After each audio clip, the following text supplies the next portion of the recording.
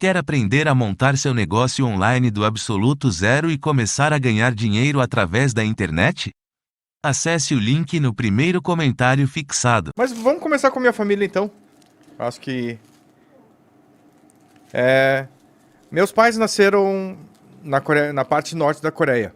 Da Coreia, sim. Antigamente era uma península só. Sim, era unificado, era uma nação só. E naquela época que meus pais nasceram, a Coreia era uma colônia do Japão.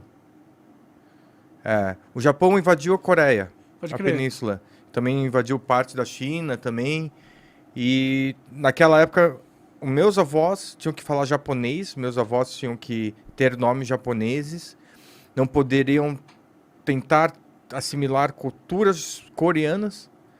E Meu, como que não pode assimilar a cultura coreana se você tá na Coreia do Sul? Então, tipo... não, na Coreia. Coreia, Na Coreia, desculpa. Coreia. Na Coreia unificada. É. Como que você não pode ter uma...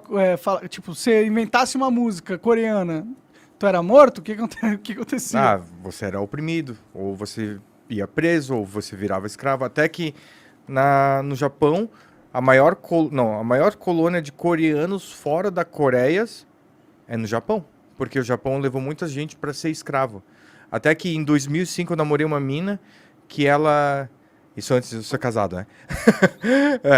Em 2005, os avós dela foram pro Japão e eram escravos lá. Entendi. No Japão? No Japão. Entendi. Então tinha escravos no Japão pra caramba, imagina. Caralho, a gente... Tem a história do mundo é sempre trágica, né? sempre... E isso foi em 1900 alguma coisinha, não é? Sério? 1900? É. Caralho! Tinha escravo no Japão até recentemente, né? Porque ela era avó da mina. Aham. Que era escrava, no caso. Caralho, que bizarro. Aí, quando começou a ter aquela revolução lá, socialista, que a Rússia começou a descer, apoiar, tentar invadir, meus avós decidiram ir pro sul. Então foi antes da Coreia do Norte virar o que é hoje. Isso. Entendi. Mas aí, naquela época, eles perderam propriedade, casas, empresas, perderam familiares. Até um dos primos da minha mãe foi adotado pelo meu avô. E assim, meu avô fingiu que ele era filho dele para escapar junto com a minha mãe. Pode crer.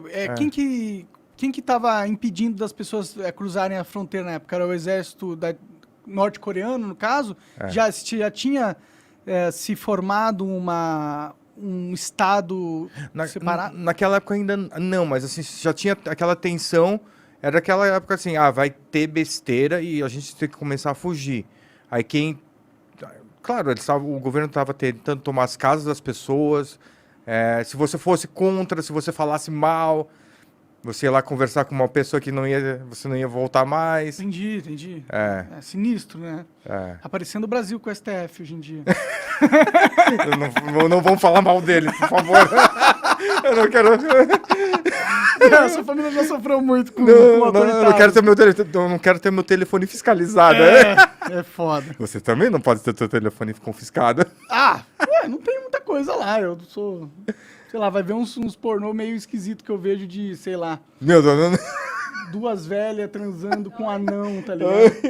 Menos. Mas assim... Foi bem triste. Meus pais tiveram que sair... Meus avós saíram com meus pais. Largaram tudo. Saíram andando. Literalmente andando. Quer dizer, a família da minha mãe à parte, porque a família do meu pai à parte. Que meus pais eram novos. Uhum. Saíram andando, caminhando. E começaram a vida. No outro lado, quer dizer, no lado sul. Sim, no sul tava tranquilo. Não tranquilo, porque o país já estava todo destruído. Era aquela coisa... Igual no filme Titanic, quando o navio tá afundando, tá todo mundo lá na ponta do navio... Tentando sobreviver pra não se afogar na água gelada. E aí Aí causa uma confusão tremenda na ponta. Que imagino que era a Coreia do Sul naquela época. Aí muita gente fugiu lá pro sul, para o extremo sul, que é a cidade de Busan. Meu pai foi pra lá, minha mãe não tinha condições, a família da minha mãe não tinha condições, eles ficaram um pouquinho abaixo de Seul, que é agora a capital da Coreia do Sul. E a minha mãe... Sempre foi uma batalhadora, o país era pobre pra caramba naquela época.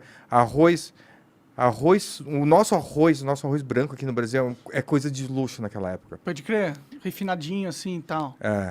Não tinha. E não tinha açúcar. Então, açúcar também era coisa de rico. Caralho, pode crer. Economia toda fragilizada, é difícil de ter grandes produções de alimento, né? Aí a minha mãe sempre fala assim, quando você olha para o seu aparato, pensa assim que eu passei perrengue, seu pai, seus avós também passaram perrengue. Meu pai foi para o sul, porque tinha condições. Aí depois meu pai foi para Seul, para estudar numa faculdade, Seul University, e ele teve uma chance muito legal. Que o meu avô, do lado do meu pai, teve condições mais financeiras melhores. Ele pegou uma casa do lado da faculdade e ele tinha um americano que queria morar ali na região e meu avô falou assim, você pode morar na minha casa de graça, mas você ensina meu filho inglês. E meu pai aprendeu inglês com ele e ele foi enlistado para a guerra. Ele foi convocado para a Guerra do Vietnã. Meu pai foi para a Guerra do Vietnã, desceu em Hanoi e quando desceu do barco, o batalhão tudo lá, eles perguntaram assim, alguém fala inglês? Meu pai foi a única pessoa que levantou a mão. Pode crer. Aí deu sorte, eu acho que eu não ia estar vivo aqui. Meu pai foi o tradutor Eu estaria lá, né?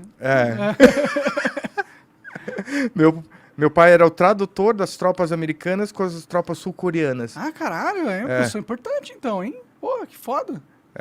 Até que o meu pai ele tem um túmulo lá na Coreia do Sul. A gente trouxe as cinzas dele pra cá, mas ele tem um túmulo lá quando a gente quiser mudar pra lá, de guerrilheiros da Guerra do Vietnã. Tipo, tem uma honraria por a sua família ter representado um papel importante na guerra. E ele tem uma pensão, tinha uma pensão de tipo um maço de cigarro por mês, alguma coisa assim. Caralho, as pensões lá não estão... É legal, maço de cigarro, né? Mas, porra. Aí foi isso, assim. E por que sua família veio aqui pro Brasil? Porque quando meu pai voltou da Guerra do Vietnã, a Coreia ainda estava muito pobre, era na década de 70, e tava ainda começando a ter aquele engatinhamento que é o sucesso da Coreia. Uhum. Tinha uma tia do meu pai, que veio na primeira colonização dos coreanos no Brasil. Ela veio pro Brasil, ela falou, venha pro Brasil, o Brasil é bonito, tudo cresce, comida, o tempo é ótimo. Aí meu pai foi. E depois, essa tia do meu pai falou com a tia da minha mãe, que a minha mãe, ela fazia bonecas para hotéis, bonequinha de souvenir para vender em hotéis. Ela pegou e falou assim, venha conhecer o Brasil, tem um candidato para você se casar, porque naquela época eu fazia troca de casamento arranjado. Sim, sim. Aí minha mãe veio e se casou com meu pai. Minha mãe tinha a possibilidade de ir para os Estados Unidos, mas ela decidiu se casar com meu pai. Por foto. Bom, antigamente era uma loucura como as pessoas se juntavam, velho. Na moral. Imagina assim, oi, eu sou Samuca, sou de São Paulo, quer casar comigo e eu mando uma foto. Era... Caralho, mas devia ser... ela queria muito sair de lá, né? Ela queria sair muito de lá. Porque ela não conhecia seu pai, né? Tipo, eles podem até ter se apaixonado depois que se conheceram e tal, mas depois rolando esse tipo de... Parece uma negociação, né? Assim, é meio louco, né? Mas eu entendo que, porra, isso aí foi regra dentro da história, na maioria dos relacionamentos, na maioria das culturas, inclusive. Eram poucas as pessoas que casavam por amor mesmo, por quem encontrou e não sei o quê. Eu tenho um casal de amigos que é casado porque se encontrou no Tinder. Tudo bem, né? Que você se encontra no Tinder, mas você não se encontra e fala, vamos casar, tá ligado? Vai pra um outro país, tá? Tipo, foi corajoso e também meio louco como dá certo, né? Tipo, as pessoas têm um bom relacionamento, conseguem ter filhos, uma família estruturada, se conhecendo assim. Às vezes fica até parando pra pensar o que é realmente o amor. O amor é uma convivência, é um trabalho rotineiro e diário que você emprega a outra pessoa? Ou é aquele sentimento ilusório de existe a pessoa mágica e você olha pra ela, ela olha pra você e do nada Deus fala pra você que é a paixão da sua vida e essa pessoa é a única pessoa que vai dar certo? E eu tô casado há 13 anos. Pode crer. 14 anos junto com minha esposa. Eu penso assim, o amor é aquele amor que meu, eu te aguento e você me aguenta. Claro, vai rolar o romance, mas assim, Sim, mas dá pra rolar romance com qualquer pessoa que você se sente atraída, né? No meu caso, outra pessoa do sexo oposto, mas você consegue... Você consegue amar até uma pessoa do mesmo sexo sim, claro. como amigo, como parceiro, É. e se você for gay... Liberdade. Sim. Liberdade. Aí eles que se casaram. Foi tão engraçado que na época que eles casaram não tinha Booking.com, não tinha iPhone, nada dessas coisas. Eles saíram de São Paulo, foram para Campos de Jordão, chegaram em Campos de Jordão, tava tudo lotado os hotéis. Campos de Jordão é turismo máximo lá, né? Não sei se era na época. Era na época. Aí eles pegaram e desceram lá para Santos, para Praia Grande, e aí fizeram lua de mel lá. Minha mãe e meu pai moraram ali no... Não é Cambuci, no Glicério, ali no centro. Pode crer. Sabe, ali perto da igreja. Mais ou menos. Perto da Igreja Universal. Aquela área ali. Minha mãe sempre falou que aquela área sempre foi uma porcaria. Eu não conheço muito, pra ser sincero. Eu morei no Cambuci um tempinho. O Cambuci... Não, mas o primeiro Flow em São Paulo era no Cambuci. Que era o Cambuci.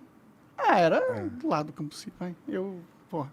Aí eles não gostavam de cidade grande. Aí meu pai e minha mãe trabalhando, sempre descendo a rua, representante, costurando roupa, papapá. Foram para Curitiba. Ficou muito frio. Lá é frio mesmo, às vezes. Frio pra caramba. Eu já peguei -2 lá, é frio pra cacete. Aí depois eles decidiram, meu pai ele era representante de peruca, porque naquela época usava peruca. Pode crer, hoje em dia a gente põe cabelo transplante. Que é uma evolução, né? Aí ele pegou, achou Itajaí e ele curtiu. Aí ele pensou assim, pô, lembra a cidade de Pulsan. O tempo, o clima, e decidiu ficar lá. Pode crer. E de lá, eu e minha irmã nascemos lá. Uma vida... Fomos os primeiros descendentes de coreanos a nascer lá na região. Sério? Caralho. É que não tem muito. Entendi. Quantos anos você tem? 41?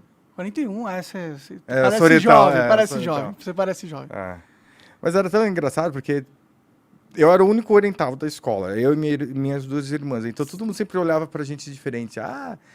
Você come esse palitinho toda hora. Entendi. Sempre tem, né?